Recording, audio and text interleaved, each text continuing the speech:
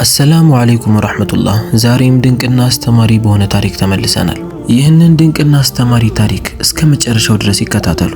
ለዚህ ቻናል አዲስ ከሆናችሁ ሰብስክራይብ ማድረጋችሁን እንዳትረሱ፣ ቪዲዮንም ላይክ በማድረግ ጀምሩ።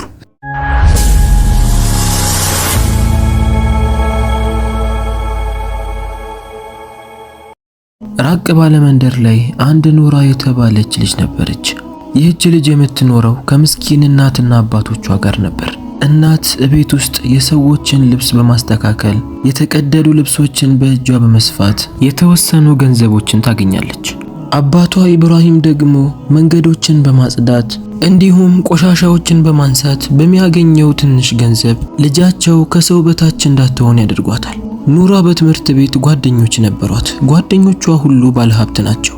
የኑራ እናትና አባት ልጃቸው የበታችነት ስሜት እንዳይሰማት የፈለገችውን ነገር እያደረጉላት፣ እነሱ ሳያገኙ ለሷ እያሟሉ በጥሩ እንክብካቤ ያሳድገዋታል። ኑራ ልጅ እያለች ይሄ ነገር ምንም አይመስላትም ነበር። ነገር ግን እያደገች ስትመጣ ጓደኞቿ ስለ ቤተሰቦቻቸው ሲያወሩ እሷ ምን ብላ እንደምታወራ ግራ ይገባታል። ጓደኞቿም ስለ እሷ ቤተሰቦች ሲጠይቋት ዋሽታ ነበር። አባቴ የራሱ መስሪያ ቤት አለው፣ ብዙ ጊዜ እዚህ አይገኝም። እናቴ ድሮ ትሰራ ነበር፣ ካገባች በኋላ ግን አትሰራም፣ እቤትን የምትውለው ትላቸዋለች። በዚህም ጓደኞቿ አምነው ተቀብለዋታል። የምትለብሰው አለባበስ፣ የምትበላው ምግብ አንድም እንዳይጓደልባት ስላደረጉ ሀብታም ትመስል ነበር። ጓደኞቿ ኑራን ወደ ቤት ሲሸኟት አንድ የሀብታም በር ጋር ትቆምና ቻው በቃ ደርሻለሁ ብላ እነሱን ትመልሳቸዋለች። እነሱ እንደራቁ ስታውቅ አዝናና ተከፍታ ወደ ራሷ ቤት እነሱ ሳያያት ትመለሳለች። እናትና አባት ልጃቸውን በጣም ይወዷት ነበር፣ በተለይ አባቷ። አንድ ቀን ኑራ ከጓደኞቿ ጋር ወደ ቤት እየተመለሰች ሳለ አባቷን መንገድ ላይ እያጸዳ ትመለከተዋለች። በጣም ደነገጠች። በጓደኞቿ መሃል እንዳትዋረድም ፈራች። አባት እሷን ሲመለከት በጣም ደስተኛ ሆኖ ነበር። ሰላምታን ሊያቀርብላትም ፈለገ። ነገር ግን ኑራ እሱን እንዳላየች ሆና ከነሱ ጋር እያወራችና እየሳቀች አለፈች። በዚህም አባቷ ኢብራሂም በጣም አዘነ፣ በጣም ተከፋ። ይህን ያህል በኔ ታፍራለች እንዴ ብሎም ማልቀስ ጀመረ። ወደ ቤትም አዝኖና ተከፍቶ ተመለሰ። ሚስቱም ይህን ስትመለከት ምን ሆነህ ነው? ያጋጠመህ ነገር አለ እንዴ? ፊትህ እኮ ልክ አይደለም ትለዋለች። ኢብራሂምም መንገድ ላይ ከኑራ ጋር ያጋጠመውን ነገር ሁሉ ይነግራታል። በዚህም እናቷ በጣም አዘነች። በእኛ ታፍራለች ማለት ነው፣ ስለዚህ እኔ ጠይቃታለሁ፣ ሳታውቅ ቀስ አድርጌ ጠይቃታለሁ ትለዋለች። በቀጣዩ ቀንም እናት ምንም አይነት መቀያየርን ሳታሳየት ከኑራ ጋር ቁጭ ብላ እየበላች ነበር።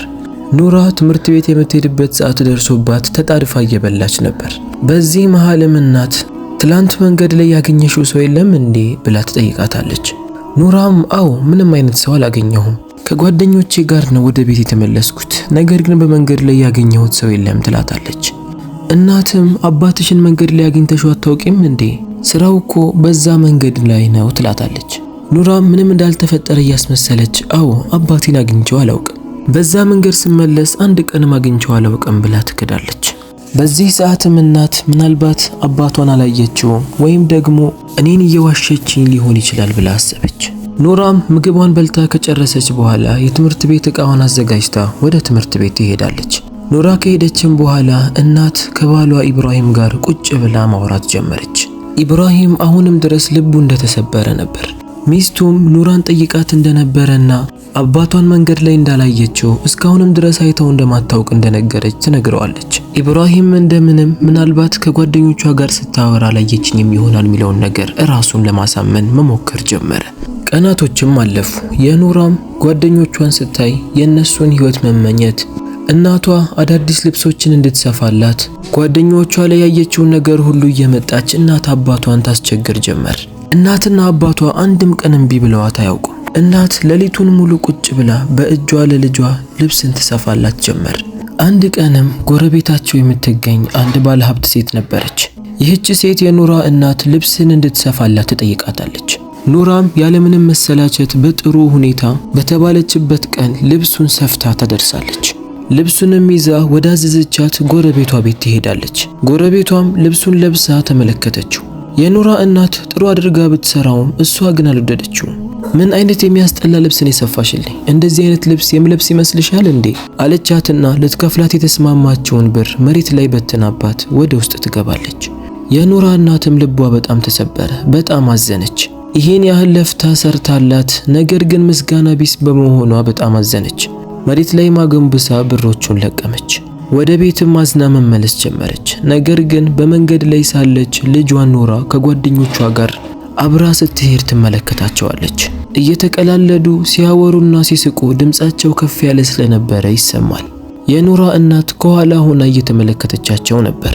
በወሬ መሃልም አንዷ ለኑራ እንዲህ አለቻት፣ ያንቺ እናት ምንድነው የምትሰራው ብላ ትጠይቃታለች።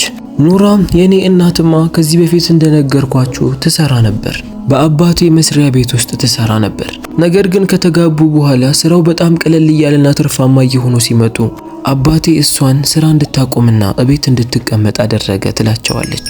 ይህንንም ከኋላ ሆና የሰማቸው እናት በጣም አዘነች፣ ልቧ በጣም ተሰበረ። ይሄን ያህል በወላጆቿ ታፍራለች ብላ አልጠበቀችም ነበር።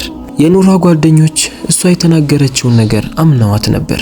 ወደ ቤት ከሸኟትም በኋላ እንደሌላው ቀኑ አንድ የሀብታም ቤት ጋር ቆመችና እነሱ እስኪሄዱ ጠብቃ እነሱ እንደራቁ ስትመለከት ወደ ቤቷ መመለስ ጀመረች።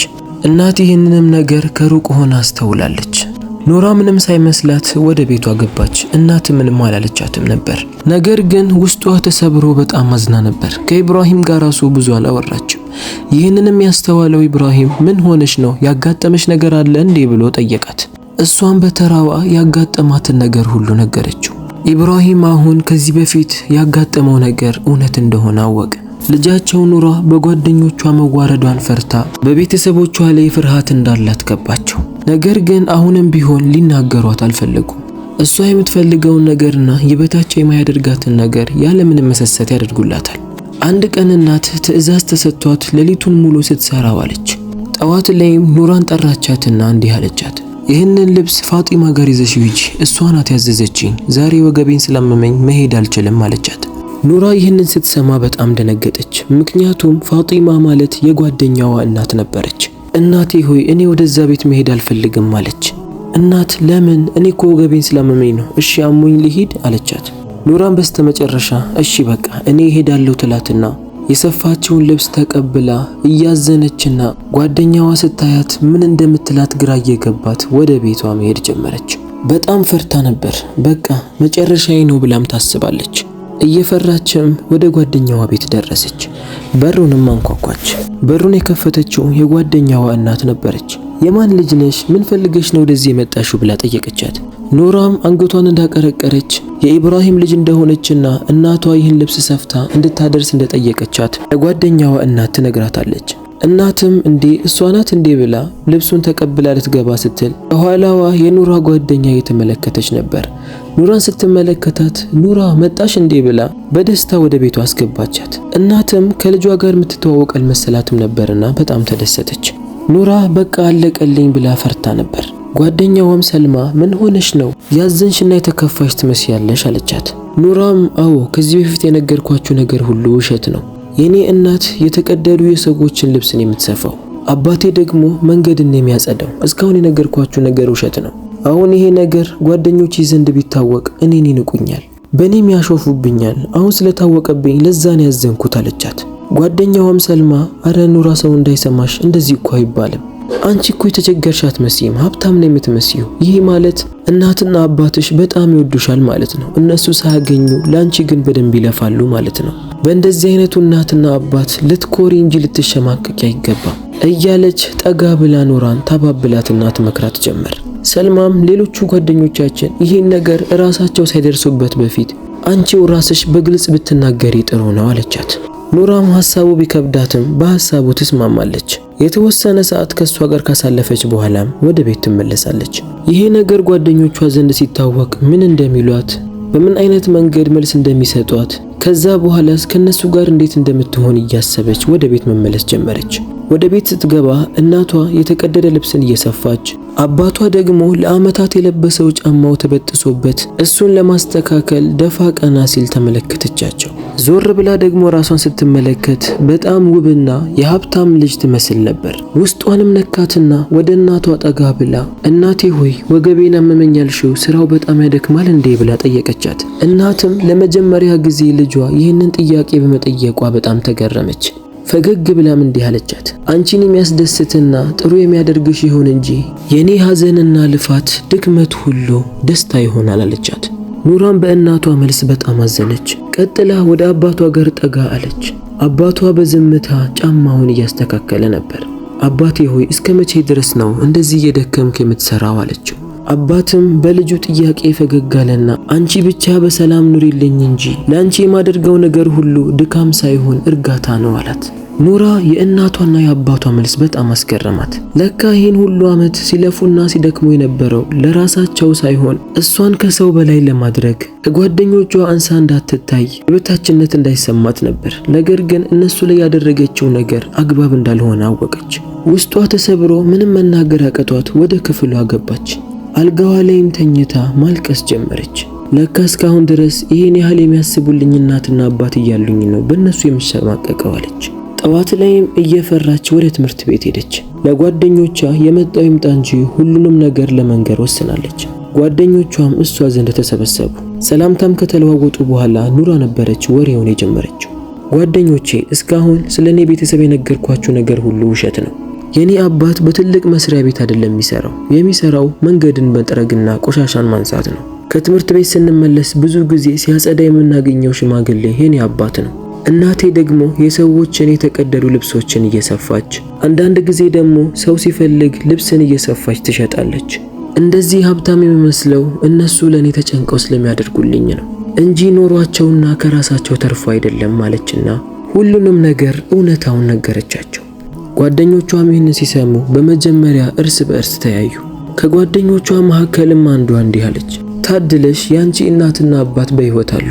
የኔ እኮ እናትም አባቴም በህይወት የሉም። የምኖረው ከወንድሜ ጋር ነው። ምንም ያህል ወንድሜ ሀብታም ቢሆንም ነገር ግን ያለ እናትና አባት መኖር ከባድ ነው አለች። መጀመሪያ ኑራ ቤቷ ሄዳ ያገኘቻትም ሰልማ እሷን ብድግ አለችና እንዲህ አለች፣ እኔ ከእናትና አባቴ ጋር አብሬ ብኖርም ነገር ግን ከነሱ ጋር ያለው አይመስለኝም። እቤት ውስጥ ሁል ጊዜ መጣላትና መለያየት አለ። ከአባቴ ጋር የምገናኘው ወደ ትምህርት ቤት ሲሸኘኝ መኪና ውስጥ ስገባ ብቻ ነው። እናቴም በጣም ከባድ ናት። እሷን በጣም ትቆጣኛለች። ሀብት መኖሩ ምንም ፍቅር ከሌለ ጥቅም የለውም። እኔ የኑራን ህይወት ብኖር በጣም ደስ ይለኛል። እንደዚህ የሚያስቡልኝና የሚሳሱልኝ ስለ እኔ ህይወት የሚጨነቁ እናትና አባት ቢኖሩኝ በጣም ደስ ይለኛል አለች። ከዛም ሁሉም በየተራ የየራሱን ችግር መናገር ጀመረ። ይህንን የሰማችው ኑራ ከሷ አንጻር የነሱ ችግርም ከባድ እንደሆነ ገባት። ከእናትና አባት ጋር አለመኖር፣ እናትና አባት ቤት ኖረው እንደ ልጅ የማያዩት ከሆነ ምንም ጥቅም እንደሌለው ገባት። ስለዚህ አንጻራዊ የሷ ህይወት ከሌሎቹ እንደሚሻል ገባት። ከነሱ ጋርም ጥሩ ጊዜን ካሳለፈች በኋላ በደስታ ያለምንም መሸማቀቅ እቤቷ ድረስ ሸኝተዋት ወደ ቤታቸው ተመለሱ። ጠዋት ከእንቅልፏ ስትነሳም ደስ የሚል ስሜት ይሰማት ጀመር። ወደ ውጪ ወጣ ስትመለከትም እናት ልብስ የመስፊያ መሳሪያዎችን እያስተካከለች ነበር። የሰዎችን ልብስ ለመስፋትና የሰፋቸውን ልብስ ለሰዎች ለመስጠት እየተዘጋጀች ነበር። ኑራም ያለ ወትሮዋ በፈገግታ ወደ እሷ ጋር ጠጋ ብላ ሰላምታን አቀረበችላት። እናትም ለኑራ ምግብ ሳትበይ እንዳትወጪ ምግብ ተዘጋጅቷል አለቻት። ኑራም ችግር የለውም ገበያ ሄደሽ ጠብቂኝ፣ እኔ አባቴን አግኝቼው ወደ ገበያ መጣና አብረን እንሰራለን ትላታለች። የኑራ እናት ልጇ በመስተካከሏ በጣም ደስተኛ ሆና ነበር። ስትጠብቀውና ስታልመው የነበረውም ይህንን ቀን ነበር። ኑራም የእናቷን ግንባር ስማ ወደ አባቷ ጋር መሄድ ጀመረች። በመንገድ ላይ ስትሄድ እንደሌላ ቀኑ ምንም አይነት መሸማቀቅ አልታየባትም። እንደውም ደስ እያላት ኮራ እያለች መሄድ ጀመረች። ትንሽ እንደሄደችም አባቷ የሚያጸዳበት ቦታ ደረሰች።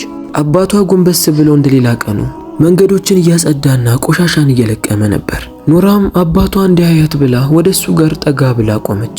አባትም ጥላን ተመልክቶ ቀና ብሎ ሲመለከት ኑራ ፊት ለፊቱ ቆማለች። ዞሬ ካዋራኋት ምናልባት በኔ ታፍራለች ብሎ አስቦ ጎንበስ ብሎ እያጸዳ ባለበት ሁኔታ ምን ነው ልጄ ያጋጠመሽ ነገር አለ እንዴ? ለምን ወደዚህ መጣሽ አላት። ኑራም አይ ምንም ፈልጌ አይደለም የመጣሁት አንተን ለማየትና አንተን ፈልጌ ነው። አባቴ ሆይ ይቅርታ አድርግልኝ፣ ከዚህ በፊት ያደረኩት ነገር አግባብ አይደለም አለችና ወደ አባቷ ጠጋ ብላ አቀፈችው። እዚህ መንገድ ላይ ከሚያልፉ ሰዎች ሁሉ አንተ የበለጥክ ነህ። ይህንን ግን መረዳት አለመቻሌ እናንተን አሳንሼ ማየቴ በጣም ከባድ ወንጀል ነው። ይቅርታ አድርግልኝ አባቴ ሆይ ያለች እያለቀሰች አባቷ ላይ ተጠመጠመች። አባትም ይህንን ከኑራ ሲሰማ በጣም ደስተኛ ሆኖ ነበር። እሱም ሲጠብቀው የነበረው ቀን ይሄን ነበር። ምንም አይደለም ልጄ፣ ዋና መስተካከልሽ ነው። ምናልባት እኮ ያ ልጅነት ይዞሽ ሊሆን ይችላል። ስለዚህ ምንም አላጠፋሽም፣ ዋና አንቺ መመለስሽ ነው አላት። ከሱ ጋርም ቁጭ ብላ ሰዎች እያዩት ምንም ሳይመስላት ካሳለፈች በኋላ እናቷ ገበያ ላይ እየጠበቀቻት መሆኑን ለአባቷ ከነገረችው በኋላ ከሱ ጋር ተሰነባብታ ወደ ገበያ ትሄዳለች። ኑራ በጣም ደስተኛ ሆና ነበር። እናቷ በገበያ ላይ የተዘዋወረች ሰዎች የሰጧትን የተቀደዱ ልብሶች አስተካክላ ለእያንዳንዱ እየመለሰች ነበር። ኑራም እናቷን ስትመለከታት ወዲያውን ወደ እሷ ጋር ጠጋ አለችና ሰላምታን ከሰጠቻት በኋላ ለሰው የሚሰጡ ልብሶችን እሷ ወስዳ መስጠት ጀመረች። በእናቷ ምንም አይነት ማፈር አይታይባትም ነበር። እንደውም ልብሶቹን ስትሰጥ እንዲህ ትላቸዋለች፣ ይህን ልብስ የሰፋችውና ያስተካከለችው እኮ እናቴ ናት። እናቴ ባትኖር ኖሮ ይህ ልብስ በዚህ መልኩ ባላማረበት ነበር እያለች የእናቷን ሥራ ያለምንም ማፈር ለሰዎች ትነግራቸው ነበር። ኑራ አሁን ትልቅ ትምህርትን ወስዳለች። በዚህ ምድር ላይ እናትና አባትን የሚተካ ነገር የለም። ሀብትም ቢሆን ሀብታችንም ሁሉ ነገራችንም እነሱ ሊሆኑ ይገባል። የዛሬው ድንቅ ታሪካችን ይህንን ይመስላል። ከታሪኩ ትልቅ ትምህርትን እንደወሰዳችሁ ተስፋ አደርጋለሁ። አስተያየት ካላችሁ ኮሜንት ስር እንድታስቀምጡልኝ ይፈልጋለሁ። በሌላ ታሪክ እስከምንገናኝ ድረስ ወሰላሙ አለይኩም ወራህመቱላሂ ወበረካቱሁ።